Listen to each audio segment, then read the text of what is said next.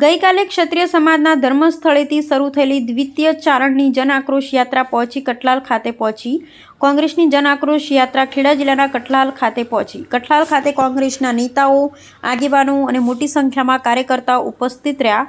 જનતાના પ્રશ્નો અને અવાજને લઈ આગળ વધતી જન આક્રોશ યાત્રા મધ્ય ગુજરાતના દ્વિતીય ચરણની શરૂઆત ફાગવેલથી કરવામાં આવી. ત્યારબાદ ડાકોર, ઠાસરા, મહુધા ખાતે જાહેર સભા યોજાઈ. ત્યારે આજે સવારે 11 વાગે અલીણા ચોકડી પર કોંગ્રેસના કાર્યકરો અને જનતા દ્વારા ગુજરાત કોંગ્રેસ પ્રમુખનું સ્વાગત કરવામાં આવ્યું હતું. ઠેર ઠેર સ્વાગત કરવામાં આવ્યું હતું. જન આક્રોશ યાત્રા ડાકોર તરફ રવાનાથી મહુધા અને કઠલાલ ખાતે પહોંચી. યાત્રા દરમિયાન પ્રદેશ પ્રમુખ અમિત ચાવડાએ ભાજપ સરકાર પર કર્યા શાબ્દિક પ્રહાર.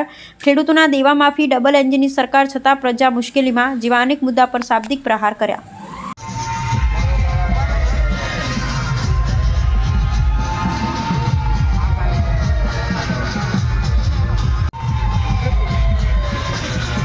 યસ અહીંયા જુઓ.